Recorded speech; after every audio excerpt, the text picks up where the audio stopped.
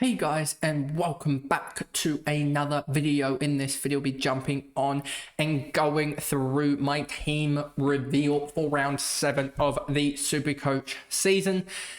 And it is going to be, I think, a more quieter week. Obviously, having no boost left, it's quite hard to make maneuvers. So we got to look at cheapies and just sort of the easy upgrades, I feel like. But anyway, before we jump into this video, remember to like and subscribe, turn the notification bell on so you know when I upload or when I go live as well.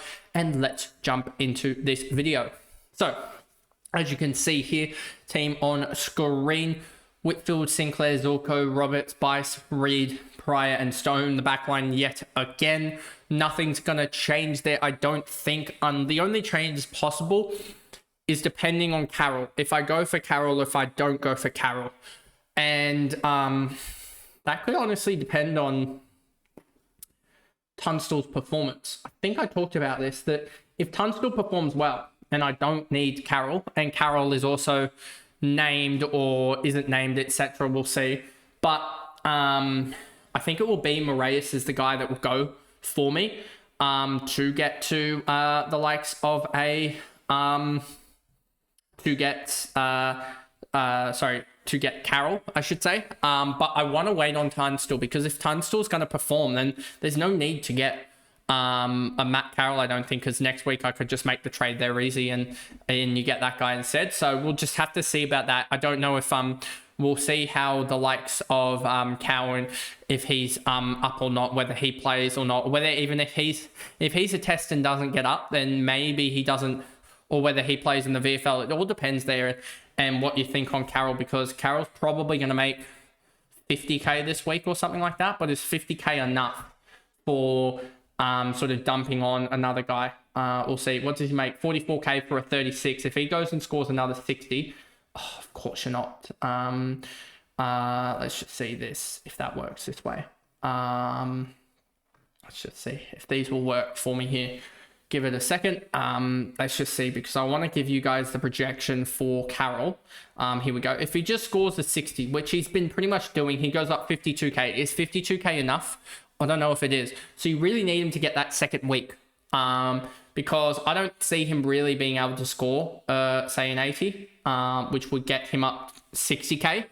But if he is able to score an 80, then suddenly he becomes really, really good and is an option there. So, yeah, Carroll, Tunstall debate is still on. We'll see how Tunstall does next week, because if Tunstall is going to score well, then it just opens up the opportunities. Obviously, Buzzling as well is probably the out for the likes of a Pryor, because if Pryor scores 75 for the next couple of weeks, he scores 75, gets to 340k on the bubble for Buzzlinger. And if Buzzlinger is on the bubble and you can grab 230k from him, also 220k from him, then suddenly that's an absolutely monster upgrade that at the same time you can probably get almost Zach Reed up to someone, or at that point get maybe a Xavier Lindsay or something like that, or someone else, one of the other rookies up or something, because we want to wait a little bit more on Roberts and Bice, because I think Bice still has a little bit of cash gen in him. If he's scoring 80s, he's still getting his way up to sort of that 420k. But if he pops another 100 score in there somewhere, which is still possible, I'm not going to say that he's going to average 100, but if he does, then suddenly that's 444k that he sort of starts to really, it starts to slow down around the 480k actually, realistically. But yeah, he is averaging as a non-sub. I believe he is averaging non-sub about that, what's that? 388 divided by 4 is around that 96 range, 97 range actually, 97 non-sub. So he's still averaging non-sub pretty good. Just needs a better week, which it looks like it should come this week. Obviously talked about did I talk about Gorn versus Dacos debate in the captaincies? We'll get to that later once I actually do the trades. Yep.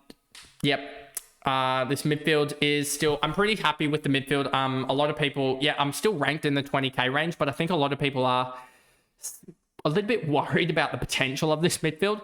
Dawson isn't firing at the moment, but I think he's a guy that can easily pop 160s. Sarong can easily, if he gets going, could do that as well. And then you have Sheasel, who, if he gets going, could actually be valuable, but he's just been horrific this year. And then most people still have Oliver.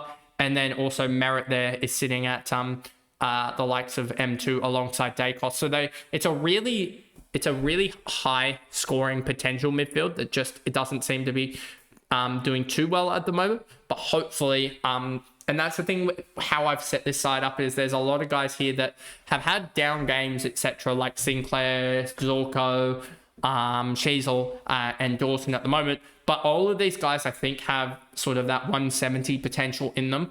Zorko, Sinclair, Whitfield, even to a certain extent, Roberts, I think, could go 140. But then obviously you got Dacos, Merritt, Sarong, Sheasel, Dawson, that could all really go big. And then most people have a stock standard forward line anyway.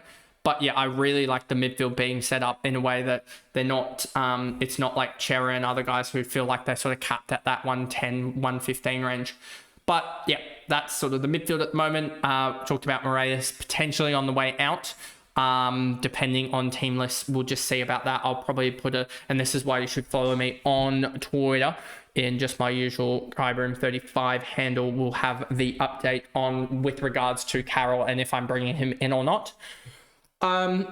And so yeah, that's that. The ruck line, I've thought about potentially moving on to Koning, but I just can't fathom it against the matchup against Geelong. He went 176 against them last year. He could easily do that again, and then suddenly it's like, well, there you go, and his cash gen is reset, basically. And yeah, if he was to go 140 against them, let's just say we do 110 throughout the year, and then we go 140 here against them here. So let's just do this. Something like that. Then you will see that he gets all the way back up to 580k and sort of sticks around that range. Obviously, I think he can go better than 110 flat, but we'll just have to see about that. Given he's averaging 117, I can actually let's just say he goes back to a 120 scorer, as well as scoring a 140 against Geelong here. Let's just readjust that. Then he sticks around that 600k price tag for a player, and I think that's roughly where he should be, to be honest with you. So yeah, we'll see how he goes. But there we go with that. Then Horne-Francis, McRae, we already said that that's a pretty common midfield. Because Henderson is playing first game of the weekend, we have no looping potential, so we're just going to play it like that. And yeah, there is massive looping potential through Moraes or Hall, depending on if I go with if I scrap Moraes, etc. But this is all team dependent, how do I put it? Team lineup dependent. But anyway, the one trade for the week, and this is probably the most obvious trade of the week. If we just go to coach's choice, I think, and then go round change, Matt Flynn, the obvious one. I'm not going to go for Carroll just yet, and I already have Dacos. Tunstall, we can wait a week just because he's not on the bubble yet. Bont, I think you can wait, and then a lot of people bring in Petrarca because of the matchups, but someone brought in Petrarca on Twitter, and we know how that fares, so I'll just put it at that. But anyway, Matt Flynn, the one trade I'm going to do at the moment, leaves me with 24 trades left, and 1, 2, 3, 4, 5, 6 rookies, plus also Flynn and Oliver Roberts. So that means that I have 6 plus sort of 3 non-primo guys, I would say. So that's still 9 guys to upgrade, but we're hoping that Roberts or Bice sort of turns into a guy that you can just sort of keep.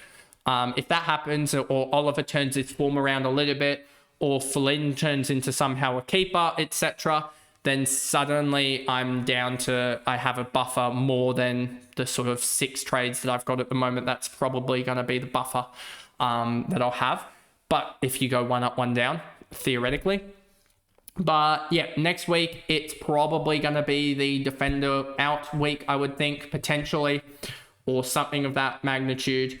And yeah, we'll probably, or we might not even do an upgrade next week. It depends. We'll just see how it goes. But yeah, definitely looking at potentially Petrarca or Stewart or someone of that sort of realm there to bring in. Stewart, if he does turn it around, could be a decent guy to grab straight from a Reed or a Pryor, Reed and Pryor, etc. Could potentially use a I mean, yeah, there's not many guys that have stopped their cash gen for me exactly, but yeah, we'll see how that goes. Could also just do the Moraes to Carroll trade, and that would open up a further 100k or so, get me to the 120k, and then suddenly 120k plus a I don't know exactly who it'd be, probably a Reed at that point, Reed and a, I don't know, maybe a Hall or something.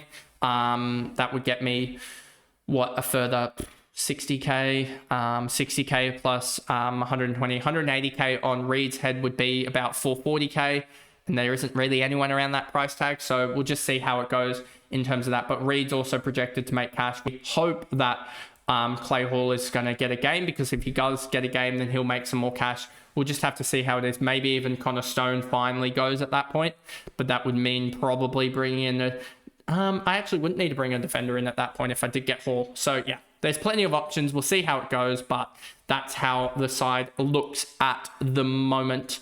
And so yeah, that is the video there going through the SuperCoach team reveal for round 7 alongside my trades and captaincies for it. Hope you guys enjoyed, and I will see you guys back here for my tips for round 7 in a little bit.